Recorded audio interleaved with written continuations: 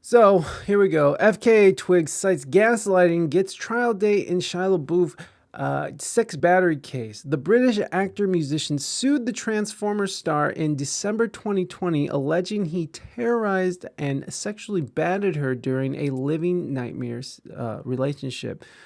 Now, this is always sad. I always hate hearing these kind of things. But I am interested to see what even freaking happened. I didn't even know this happened. This is how out of touch I am with reality. I mean, the only reason why I know so much about the news now, about music news, is because we do it. If I didn't do this, I wouldn't know that much. I wouldn't know that much at all. FKA Twigs finally has a trial date for her claims against Shia LaBeouf. Her lawyer accused the Transformer actor of gaslighting the British avant-pop star amid her long-running lawsuit alleging relentless abuse during a living nightmare relationship, Rolling Stone has learned. The singer-songwriter actor who released her mixtape Capper Songs in January is set to argue her claims of sexual battery, assault, and intentional infliction of emotional distress before a Los Angeles jury at the trial starting April 17, 2023. A court official confirmed Monday after a morning hearing. The gaslighting has gone on long enough here, and it's time to hold Shia LaBeouf accountable, Twigs lawyer Brian Friedman tells Rolling Stone. My client wants a trial date. Twigs, whose legal name is Tahalia Barnett, sued LaBeouf in December 2020. According to her complaint, LaBeouf terrorized and assaulted her both verbally and physically during a tumultuous relationship that started soon after they made the movie Honey Boy together in 2018. Barnett, 34, Shia LaBeouf, 35, tried to choke her multiple times, including once during a violent attack at a gas station in February 2019. LaBeouf threw Tahalia. I need visual image in my head for this. What the hell is sexual battery? It is like it's adored to probably like to rape. It's associated with rape. Moving Dutchman.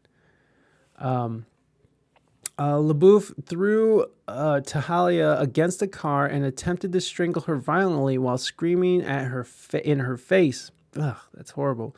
Earlier that day, LaBeouf allegedly threw Barnett to the ground outside a hotel they had visited for Valentine's Day, and on the ride home before the gas station attack, he was driving manically when he removed his seatbelt and threatened to crash the car unless Talia professed her eternal love for him, her paperwork claims. Jesus.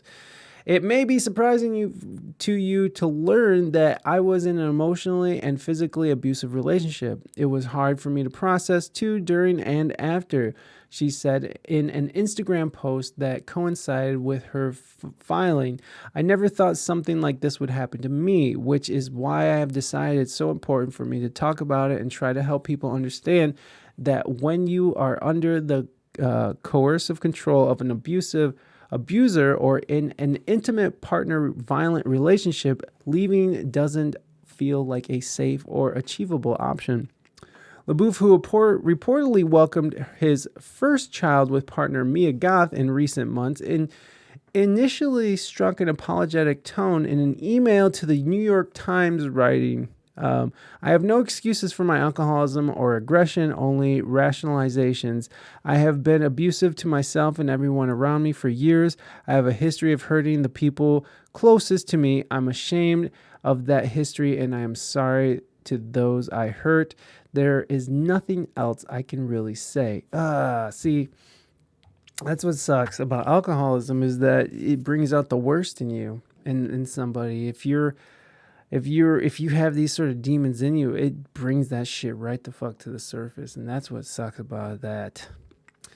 LaBeouf later denied Barnett's allegations in February 2021 answer to in a February 2021 answer to her complaint, stating through his lawyer that he denied causing Barnett any injury or loss and that she is not entitled to any relief or damages whatsoever. His lawyer did not immediately respond to a request for comment Monday. I wonder if we can even see this. Hold on, let's see if we can do that trick. The trick that Morby showed us. I don't know if it works for New York Times. 12ft.io/ let's see. 12-foot has been disabled for this site. No, paywall is not gone.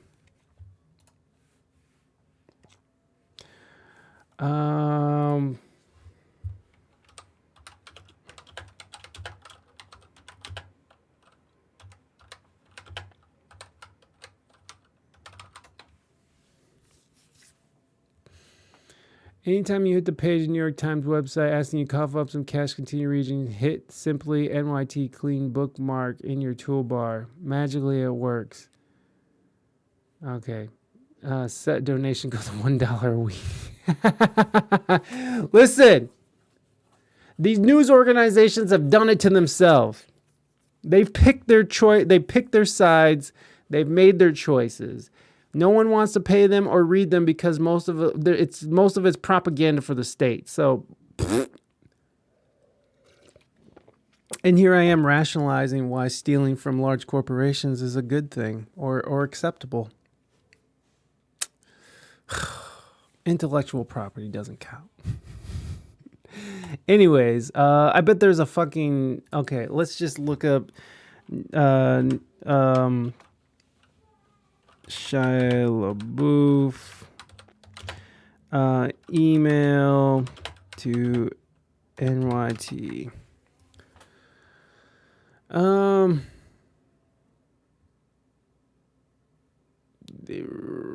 Shia LaBeouf's first seen time...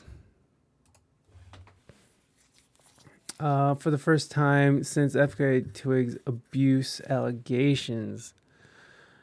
Shia LaBeouf was spotted on Friday, December 11 in Los Angeles after the New York Times published details of a lawsuit against the actor and former girlfriend FKA Twigs, who accused him of relentless abuse.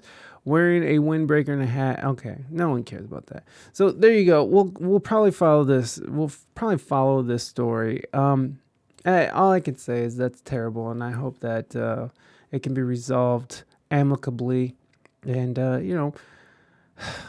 that sucks. It sucks. Shia LaBeouf, I don't really care about as an actor. FKA Twigs is pretty awesome, but, it sucks. It just always sucks to hear about these kind of things that happen, especially, to people that you like. But, hey. This is life. This is where we're at, folks. People have problems, and that sucks.